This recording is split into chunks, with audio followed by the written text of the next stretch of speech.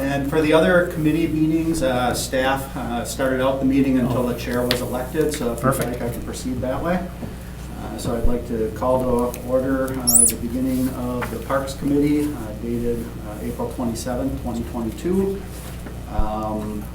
We'll start with the roll call, which is the first on the agenda. So Alder Mark Stoyer.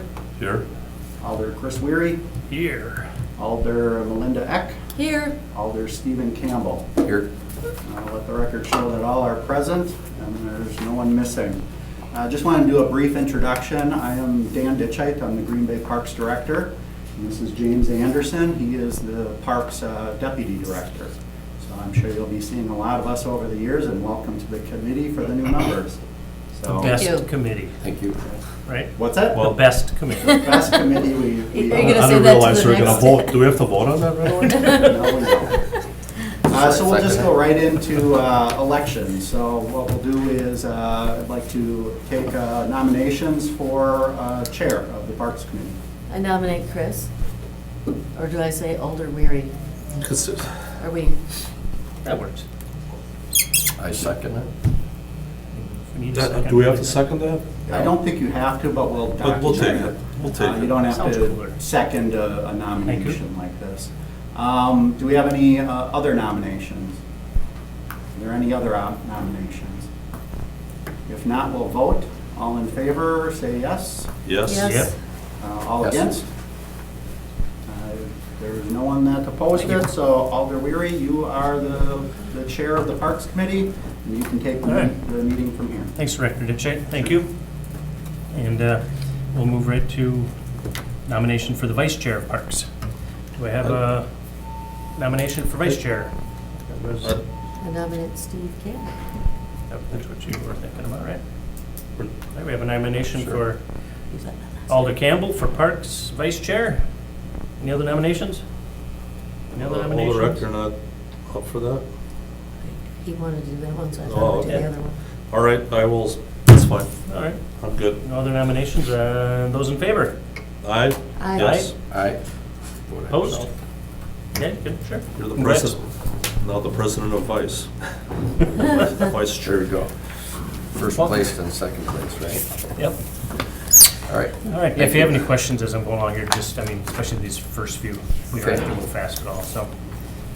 Usually what will happen is we have approval of the agenda, and that's what we're on right now. If you have any items that you want moved around, this would be the time to do it. Like if we have a big crowd, sometimes you might want to move it up to take care of that item. Something. Or if you have another meeting to go to, sometimes we might move up that item so you can get to another meeting. That doesn't happen as often now, but otherwise Do we have, we. I'm sorry, Oh, go do we ahead. have a way for somebody that is here that wants to talk about something to let us know? I mean, Usually they'll let us know beforehand, or if Okay. there's an item they might wave at us, and then you can make a motion to open the floor, then they can give us their name and address. Okay. And then usually in a committee meeting, the chairperson always runs it, and if you want to talk, just raise your hand. Okay. And I'll just remember, I'll just jot it down, who was next, and next, and next, that way we're not all jumping over each other. Then the same will go for the people in the audience. So, right now, we're on approval of the agenda, so normally we would just say, motion to approve. Motion to approve. Second? Give me a second. So we have a motion by Alderman Stoyer, second by Alder Eck to approve. Any discussion? Those who are in favor? Aye. Opposed? That motion carries. The agenda is approved. And then the minutes would be if you see anything from the last meeting that you think wasn't correct or you want it changed. Doesn't happen too often, but it has. So what are your wishes with the approval of the minutes? I wasn't there, but Well. I'm assuming. So moved.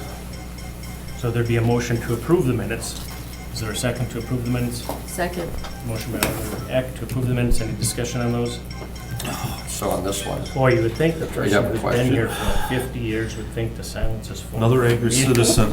Oh, no. That Did reminds you me, I have think a question, Alder Campbell? yeah, usually it's over on the right. Now it's on the left on these committees where you, Oh, just Would wait see it? for this. Oh. Oh, you mean to request to speak, or? no, No, no. the arrow. Okay, I'm just looking at it. You got it, though? Okay. Yeah, okay. All right, I those mean, in I was favor? looking for the minutes. Oh, Oh, did you have any questions on the minutes? I can't even view them, so. that's why I said we weren't here, but I think Okay. you'd have to actually go into the meeting and look at it. That's how we do it? Yeah. Okay, well, we'll look at it next time then. Those in favor? Aye. Aye. Opposed? That carried. And regular business, everything we do at committee tonight is going to report out to council next week. So what we have here tonight would be recommendations from our committee to the full council. So I always like to let everyone know that Steve, our citizen, our lone citizen. Number one is consideration with possible action on revisions to the funding for the purchase of the Woods Golf Course Greenway. Director Ditchite. This project was previously discussed at two park committee meetings on April 14th and May 26th of 2021. Since we have a new committee, I'll review the background and the history so that you familiarize yourself with the project. I do apologize, the graphics that I handed out at the meeting did not make it into the agenda packet, but I will be sure that they get into the council packet so the full council will get to see the same graphics you're looking at right now. So in 2021, the city was approached by a developer who purchased the back 9 holes of the Woods Golf Course on the city's east side. You can see where that's located on the first map that was handed out. Currently, the property is managed as a golf course. And the south branch of Baird's Creek runs right through the middle of the property, as you can see in the other maps that are included. So the developer is proposing to create a 12.1 acre greenway right through the middle of the park where the creek is located. So this greenway would all be considered unbuildable property. So that is why it's being considered as greenway instead of residential.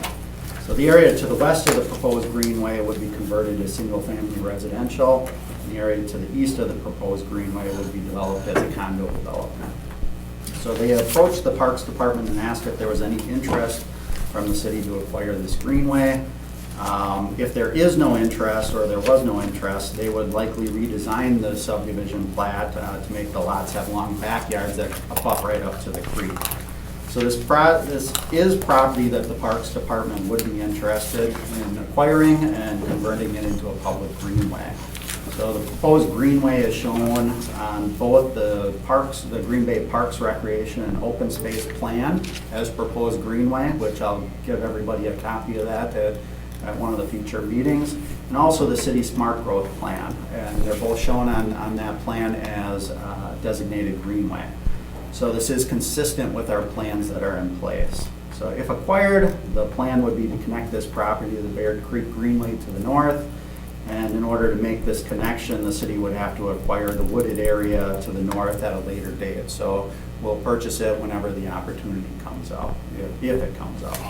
So we did reach out to the Bear Creek Preservation Foundation. They're a local nonprofit group who focuses on conservation efforts within the Bears Creek Greenway.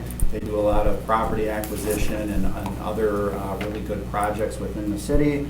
And they have expressed their support of this project, turning it into Greenway, and there is a strong value to that. So as previously mentioned, this area is currently maintained as a golf course. There's an existing golf cart trail that runs through the property. And you can probably see that on the air photo if you look through it. So if and when this becomes Greenway, we would likely remove all of the turf grass and convert it to a natural prairie, and the trail would serve as a public walking trail. If acquired, the funding for the prairie planting would likely come from parkland fees that the developer would be required to pay as part of this development project. In 2021, the developer did hold a public input session, and I wasn't at the meeting, but I was told that there were several questions about the residential portion of the project, but in general, everyone at the meeting seemed very supportive of the public greenway proposal portion of it. This was discussed at a plan commission meeting also last year, so there has been quite a bit of information put out there to the public on this already. Alder Campbell? May I ask, Yes. like, how many people were in attendance of that? Like I said, I wasn't at that meeting, but I can find that out for you and get you that answer. I don't know that off the top of my head though. So at the previous Parks Committee meetings, we did go into closed session to discuss the details of the offer to purchase and also potential funding sources. So direction was given to staff at those meetings on how to proceed with the negotiations with the developer. And shortly after those meetings, we were able to come up with an agreement on the sale price. per the terms spelled out in closed session. So the agreed upon purchase price, which, like I said, met the terms of what the Parks Committee directed us to do, was a purchase price of $86,000 and also waive half of the parkland development fees, which comes out to roughly around $8,000. So the total fees for the entire development would be $16,000, roughly. That's an estimated number. And we would waive half of that, but we would still collect an $8,000 fee. So at the time when this was being considered, there was a tentative grant possibility, which would fund $68,850 towards the acquisition price. And that would leave the city the responsibility to fund the remaining $17,150. That's what was discussed in 2021. Unfortunately, we did not receive that grant, so it didn't pan out, so the acquisition was put on hold until we could come up with an alternate funding source for this. I did recently reach out to the developer, and they did state that they are open to selling the city with the condition that the sale price and conditions remain the same as what we negotiated last year. So recently, another grant opportunity came forward.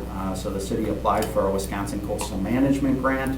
That grant application is included in the packet, if you want to take a closer look at that. If funded, the grant would fund 40% of the project total, which would be about $35,500, and the city would have to fund the remaining $52,500. So that is a little bit more that the city would have to put into it, but the Parks Department does currently have adequate funding currently in place through previous bonding. So if we do go forward with this acquisition and we do get the grant, we can go forward with the city funding $52,500 of it.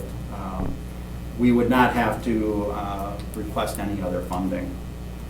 I did notice that the grant paperwork was slightly wrong. It shows that the acquisition price was $88,000. So we'll amend that with the grant. It should be $86,000. So the city would actually put a little bit less into it than what I just previously mentioned. And keep in mind that the grant process is still only tentative. We have not been awarded the grant. So this is just for discussion to see if the Parks Committee and City Council is still interested in acquiring the property, knowing that we would have to fund a little bit more of the acquisition. That's the reason that we're bringing it to your committee tonight. So I would recommend moving forward with this if we get the grant and we have the funding in place. We don't have to request anymore, and it's still a great piece of property to add to the greenway, the public greenway. So does it add, sorry, That's right, Alder Campbell. does it add value to the tax base of the properties that are gonna butt up to it, or?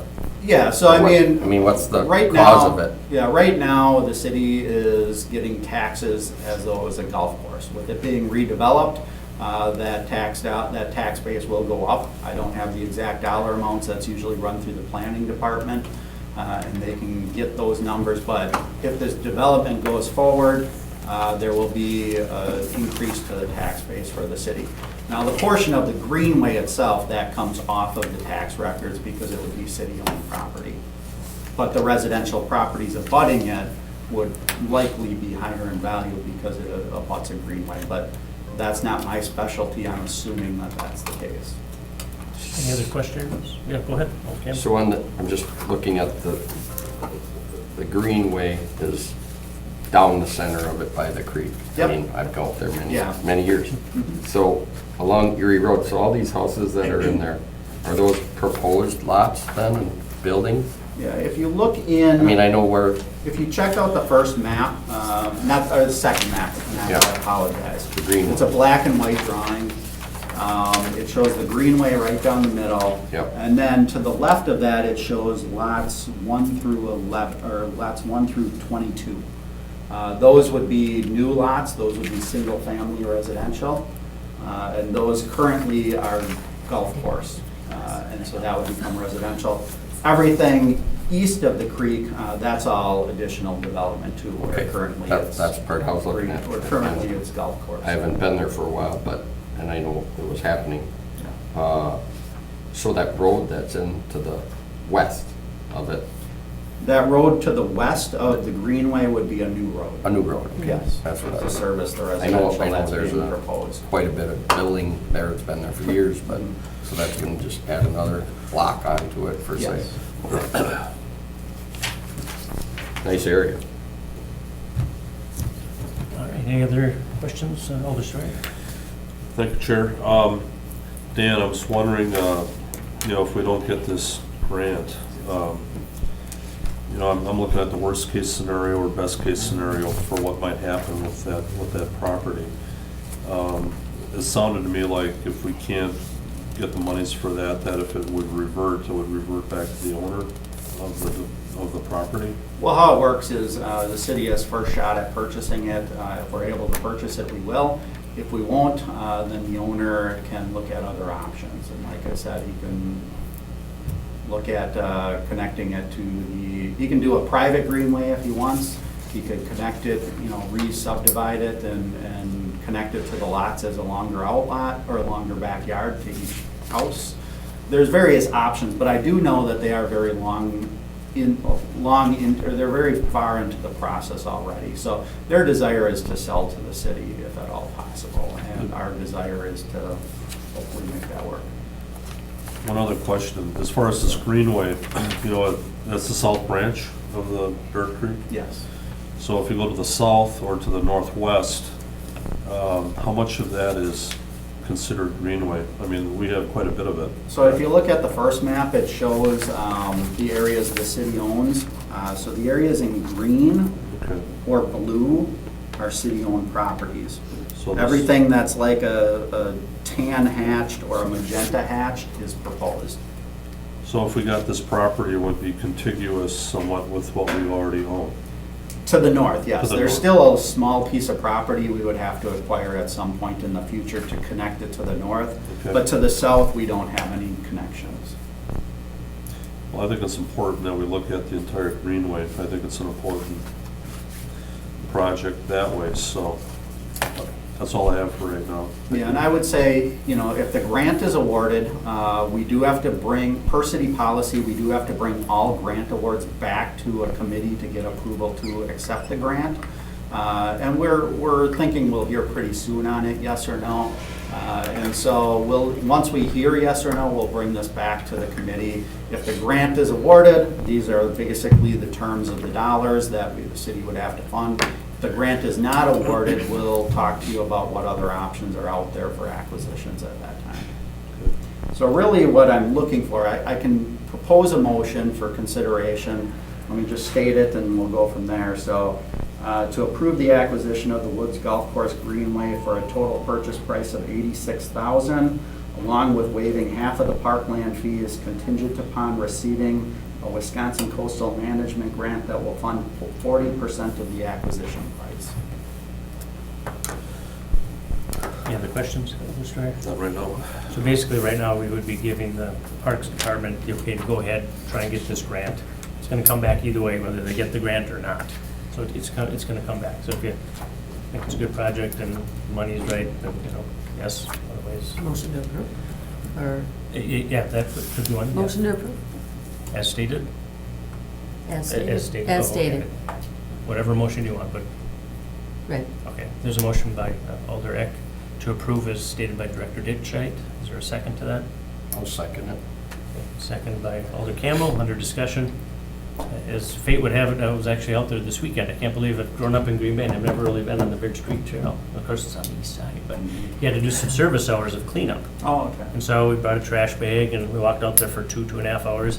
Really didn't get much. Very Oh, really? clean. I picked up Honestly, a lot I of it. expected there to be a lot. And it was really very, very clean. I grew up there. Okay, yeah. My mom still lives up So there. you start on the so- Dance Avenue side? Yeah, went all the way up, all the way back That down. part's pretty We clean. got a vote. That was nice. Great trail. Vote? But if you get over the Barrett Creek area, there's a whole bunch of homeless people. Oh, okay. No, I didn't see that. Saw the new bridge. Looks very Oh, nice. good. Everybody was using it. Ah, good. So, okay. Any other discussion? Those in favor? Aye. Aye. Opposed? That motion carries. All right, to number 2, consideration with possible action on hiring Carico Aquatic Resources, Inc. to provide chemicals for the city's aquatic facilities for a total cost of $39,000 for the 2022 pool season. Director, is So on an annual basis, we contract out services for a company to provide chemicals for all of our pools. The purchasing department quoted it out for the 2022 season. We are proposing to award this to Carico Aquatic Resources, Inc. for a total cost of $39,000. We do quote this out on a yearly basis. This falls in line with what our budget line item was for that project. So Carico has been our vendor for quite a number of years for chemicals. They're basically a sole source vendor. So pool chemical systems are set up specifically for certain chemicals. So if we were to switch to a different chemical company, we would have to switch all of our chemical feed systems for all of our pools, which would cost tens of thousands of dollars to make that switch over. They are the only company in the area that provides the chemicals that service our pools. And the nice thing is, they don't only supply the chemicals, but they also supply troubleshooting. So we oftentimes have difficulties with our pools or chemical issues or other miscellaneous things that come up through the pool season. And they're a great company as a resource. They'll come in, help us assess what the situation is. They've been very dependable throughout the years, and I would definitely recommend awarding this contract to Carico for $39,000. I do want to note that the past 2 years, we have not been able to open all 3 pools. We're still going through the process now of hiring lifeguards, and we're hopeful that we can open all 3 pools, but nothing's guaranteed yet, and we'll be reviewing that with you at a later date. But what I'm getting at is if we only open 2 pools this year because of shortage of lifeguards, this number will go down because we pay per pool for the entire season. So keep that in mind. So this is for all 3 pools as if they're operating. Alder Campbell? So you said there was 2 operating last year? Mhm. And which ones were those? Last year we had the Resch Aquatic Center, which is at Fisk Park, and Colburn Pool. Okay. My kids learned how to swim for many years. And the Joanne's one, pretty nice Yeah. operation there. And like I said, at one of the next And then they meetings. fed them lunch there too. Is that still part of the Yeah. Yeah, we process? still. I mean, that's a park thing. The schools provide that service, and they're still doing it again this year. So. Any other questions from the committee? Otherwise, I'd I'll make a entertain motion to approve. All right, motion by Alder Steuer, I second. second by Alder Eck to approve. And any discussion on that? Those in favor? Aye. Aye. Opposed? That motion carries. And we're on to informational. Staff presentation on revisions to the Engage Homeless Support Program at St. John's Park for 2022. So I'll have James give a brief presentation on this. For the new members, we did put this under informational, so there really is not a motion other than receive and place on file at the end. Obviously, you can make a communication to reconsider it as something else at a future Parks Committee. So right now, this is just a presentation of the program that we initiated last year at St. John's, and then changes to the program, tweaks we're making for this upcoming season. So James can review it. And thanks, Director. This item was probably approved 2 months ago, 3 months ago, to go ahead with the program again, right? They came before the committee. Correct. council. So we did bring an update. So after the season ended last year, we came back with an update, talked about issues that happened throughout the season last year and how we dealt with those issues. And moving forward, what are some options to help make the situation better? So this was a homeless support program at St. John's. Last year it was run by St. John's Homeless Shelter. Deputy Director Anderson will kind of review changes to the format and structure. Okay. I'm hoping it can improve, because I made no bones that I really wasn't a fan of the project. I don't like turning over our park to that, because I think it scares the families and kids away from using that park. So, do you have a question, Alder Campbell? Just, so last year was the first time it was put at that park, or? It was the first time we ran the program at all. It was a new program that we tested out last year at St. John's Park. I guess before we get into a lot of questions, I think we'll just have James give a presentation, our Deputy Director. Right. And Yeah. I think that might answer a lot of the questions that you might have. Yeah, Here, James. if you guys have more questions after I go through the narrative here for tonight about the history or the background, I have all the narratives and things from the past park committees and last year as well, the recap that we did back in, I think it was January. But essentially so this year, the Engage at St. John's Park, I guess in general, I want to say that we are doing this at St. John's Park, but we're also engaging at a lot of our parks. So this is more of the focus is at St. John's Park, I think, for what we're doing, but there's multiple parks within our park system that we're engaging with people in. So in the spring of 2021, the Parks Committee and City Council approved a program proposal called Engage, which was proposed, staffed, and facilitated by the St. John's Homeless Shelter. The St. John's Homeless Shelter proposed an inclusive program in partnership with the city, Parks Department, Police Department, and the Homelessness Task Force, and various community partners and organizations with the hopes of providing better outreach services to the homeless population in Green Bay. This program operated at St. John's Park from May 1st, 2021 through October 31st, 2021. So for the majority of the summer, it did provide an inclusive program that helped build relationships, connect guests with services, and address dynamic community challenges. However, having one agency staff and coordinate all programming aspects of Engage with the dynamic challenges during the entire operational day became increasingly hard to fully operate all aspects of the program. After the program ended for the season, we reviewed the program with the Parks Committee. We provided input and gained feedback from the Homelessness Task Force, the Homeless Outreach Team, and all partners involved to determine how the program could be effective and shared ideas during monthly meetings on how to address some of the challenges, as well as we planned for how realistically we could approach the plan for the 2021 season. So, over the last 5 months, we have been engaged, no pun intended, with a lot of community partners. We've been holding monthly, sometimes bi-weekly meetings through the Homeless Task Force, the HOT team, which is the Homeless Outreach Team, also meeting over at the Micah Center and at St. John's with community partners and city departments to determine how we can actually come to a realistic approach at what can actually be done effectively, but as Alder Weary addressed, also make it so anyone feels welcome, very inclusivity of the park, and any programs that are offered. So it was determined that St. John's essentially determined that they could not run this program effectively operating with their staff throughout the entire day, the operational day. Last year it was an 8 a.m. to essentially 8 p.m. program. And as you can see from what's going on with staff in pretty much every business that's around right now, including ours, getting staff to fulfill that timeline and the amount of staff throughout the day was very difficult.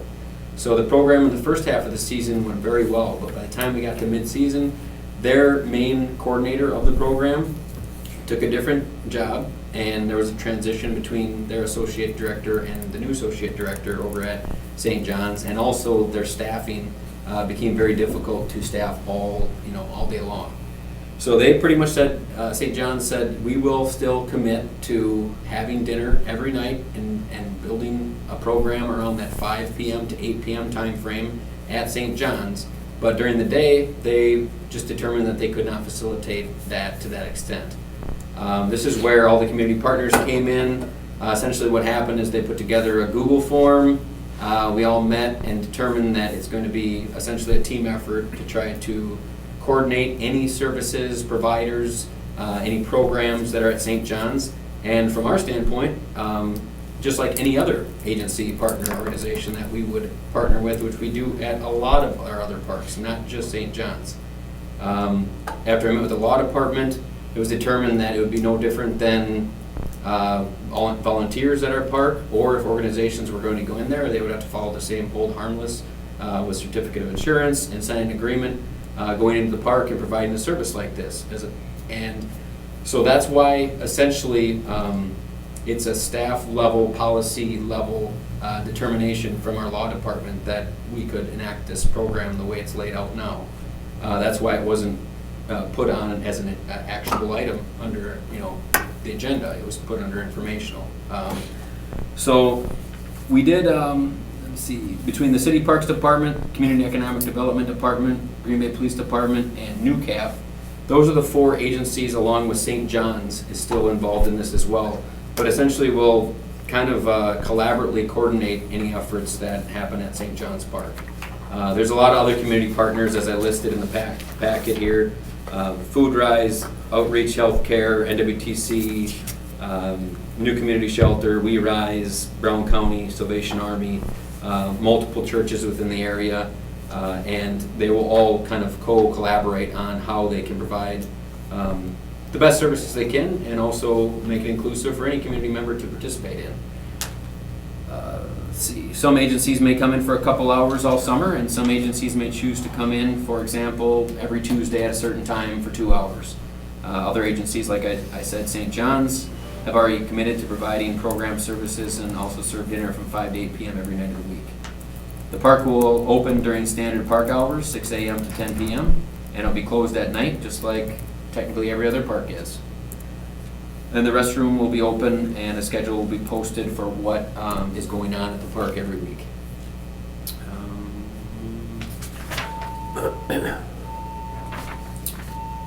I think that's about it. Yeah, so to just summarize here, last year St. John's Homeless Shelter took the initiative and led the program.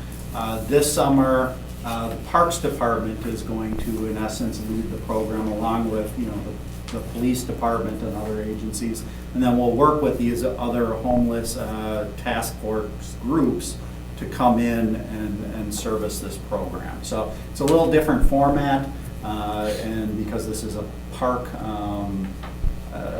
structured event, that's why it didn't need the formal committee and council approval like it did last year. Woodland Story? Thank you, Chair. James, you mentioned all these other groups that are involved. With the 8 to 8, is that what you're talking about? 8 a.m. to 8 p.m.? That's 12 hours, correct? That would be daily? It's not gonna be operating, there's not gonna be staff on-site program all day long this year.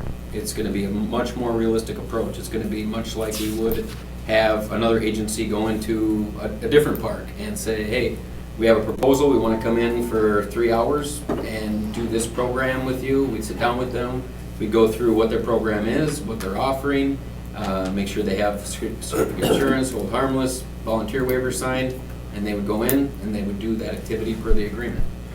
So let's just say that these other groups decided that, we can fill that gap. I mean, could you conceivably see a number of groups taking up that 12-hour setup, that they would come in and do that? Or do you feel that's not going to be viable? I feel like we're gonna find out a lot about what kind of services and how often and how much services these different providers can. Everybody is in kind of a, it's gonna evolve. For example, I'll give you an example of New Community Shelter. They're building a brand new building right now. When we sat down with them, they said, we can maybe come in every 2 weeks for maybe a couple hours and provide dental, eye vision, some other programs, during, every other Tuesday from 10 to 12. But we're building a new building, and we're gonna need our staff and resources over in a new building when we get that started this year. But next year, as this, depending on where this evolves into, we would love to be more integral into the program next year. That's an example. We have one church, for example, that's involved, and every Friday morning, they're looking at committing to every Friday morning serving breakfast and doing a 2-hour program on Friday mornings. So it's going to be more of a schedule of different programs throughout the week. It's not, I don't think, honestly, realistically, that was one of the difficult challenges, is nobody was able to even have the staff or the coordination able to coordinate and fulfill all day long programming. Yeah. Well, just one other thing. I know that there has been some pushback in the past about having it at a city park, but I'll leave that discussion for the rest of us. But that answers my questions for now. Thanks, Alden. Alder F. and then Alder. Go ahead. Yeah, excuse me. So you gave an example of a breakfast.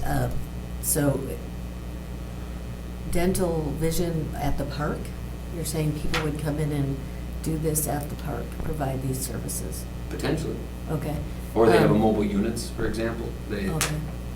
I mean, because there's inclement weather and things like that. Is there any way to partner up with St. John's Homeless Shelter where these groups are coming in and using their building and having it inside? I can't speak for St. John's, but that would be their intention. So part of the other part of this is St. John's wants people to come into St. John's and the Micah Center. You know, we don't want to make it, and I'm speaking for them right now, probably, but we don't want to make it so easy for people to just come to the park and have all the services there that they would need. The intention is to raise awareness and provide and build a relationship to let them know where they can actually go to get these services and be more proactive and successful in, you know, with those services. So their intention would be to get people in St. John's. Okay. So when you say seasonal, how long is the season? The season would be about the same timeline as it was last year. So this year, I think it's May 2nd through October, I'd have to look, but it's the end of October. That first Monday, usually in November, I think is when the winter season for the homeless shelters kick in. And how many people use these services? Last year, I think on an average basis, you'd see anywhere from a dozen to 30 people. So every day taking advantage of it? I mean, using it? Hmm? What did you say? About 12 to 30. Okay. And these are all volunteer programs? Or they get paid, or they get granted, or? Well, they'd be volunteering at the Parks Department, so we would not be paying them for their services.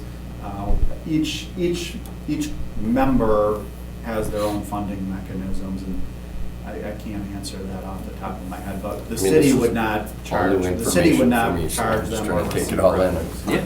feel it out. Are you finished? Oh, sorry. Elder? Yeah. Okay, go ahead. That's all right. No, learn it.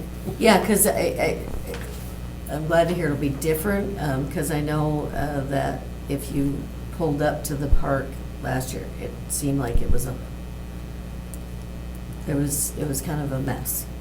People thought it looked like homeless people lived there. So it's going to be different than that, but we won't.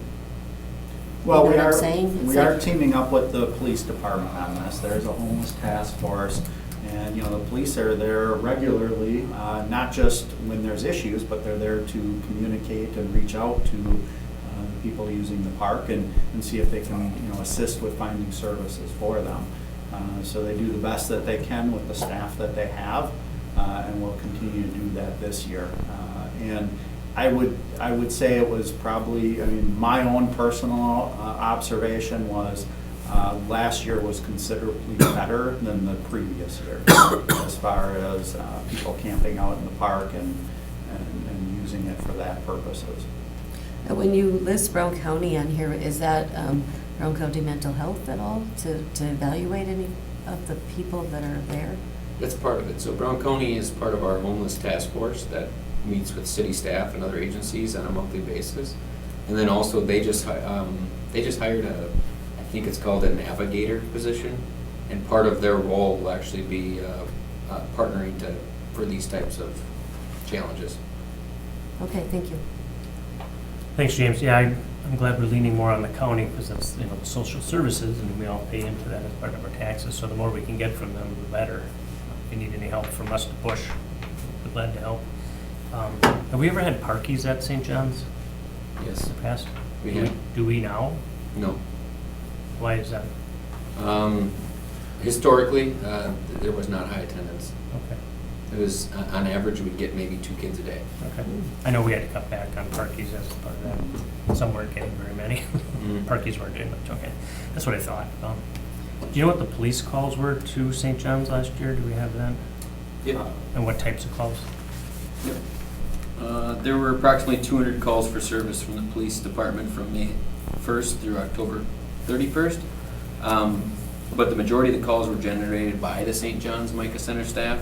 And with talking with PD and Officer Nate Allen, who's kind of the official person in charge of this part of the program, is those calls were considerably less severe than what probably would have been the calls if we weren't there on site and interacting with these individuals. Do you know what types of calls? I don't have the exact, all the exact calls. And I understand you're saying they might be less severe, but, you know, it's like bars who call in underagers or problems, if they keep calling them in. I mean, we want them to call it in, but it's still a problem for that bar. So the same would be here. If we have a lot of calls, there's still calls, right?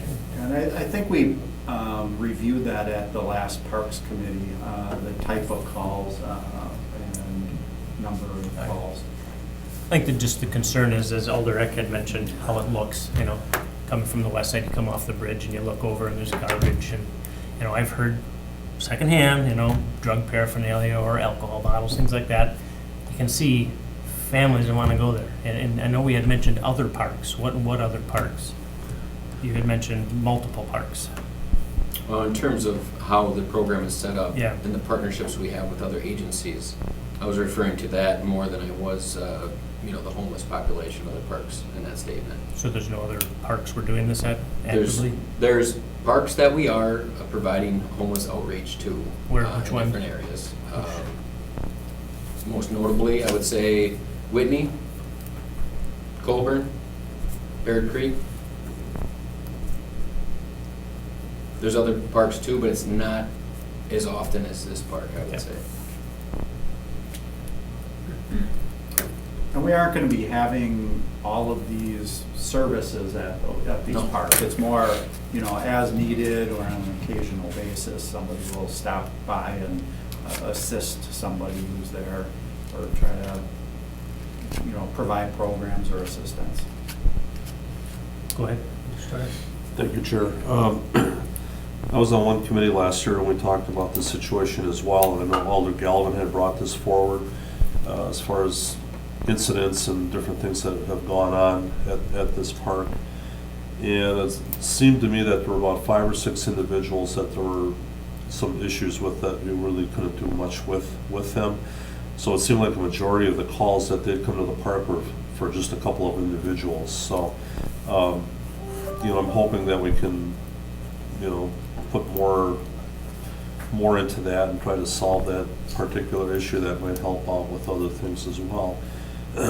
But, yeah, I'm hoping that we can look for some kind of solution on this. You know, it's been a little bit tough in that neighborhood over time. And I've been on council long enough that, you know, we've upped the ante with amount of beds at St. John's and different things like that. And I commend you for at least looking at a program that can maybe do something here.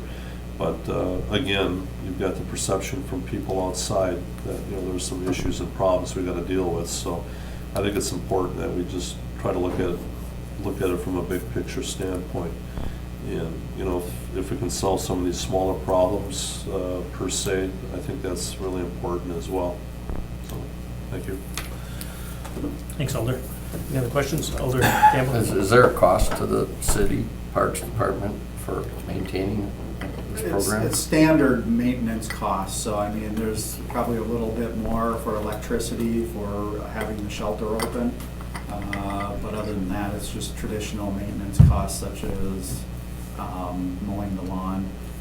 There's probably an additional cost to the police department, not specifically for this program, but they do provide services. They do go to the park frequently. But like I said, they would do that whether or not the program ran. So there aren't any significant costs associated with this program. And the other parks mentioned, is it because there's a group of, or another area in town that there's more homeless people that we're trying to get to on opening it up to other parks? And is it going to become a multi-park thing like St. John's model? No, I want to reiterate is that more in the, kind of the statement that you had earlier in the meeting, you know, where you said, you know, hey, there's homeless people out here. Well, my daughter's car got broken into, Mhm. and I had to go address it, yes. So, And that was from the homeless people and the police, and they stole their purse and they broke in the car, and I worried about her safety. So this program is not in those other parks. There have been occurrences where there's been certain times when we've had to, you know, handle situations that you know, homeless people within other parks in our system. That's just, that happens, I guess. But it's not, like, this is not, this program is not the same as, it's a different situation, I guess, is what I'm talking about. I think what James is saying is if there's an issue at another park, some entities might go there to address those issues, and they might be some of the same groups that are coming to St. John's and addressing it in the same manner as they do in St. John's. But we're not running a separate program like this in any other park. I hope that clarifies it. Somewhat, yeah. I'm just wondering if it sounds like you want to expand this around more. No, that's not the intent. The intent is to run this at St. John's, and we deal with issues as they come up in the parks, kind of as a separate issue. But some of these same user groups are the ones that deal with the separate issues. But we are not expanding it into other parks. Okay. Any other questions from the committee, or what are your wishes? All we really have here is to receive and place on file because it's a report. If you wanted some kind of action on this, you could bring it forward at council and say, hey, I want to look at it or do something with it. But because it's a report, it's really our only option. We can hold it up and talk about it again in 2 weeks, or I can just receive and place it on file. That's really the limits of what we can do with the report. Motion to receive and place in file. Motion by Alder Eck, second by Alder Campbell. Alder Campbell.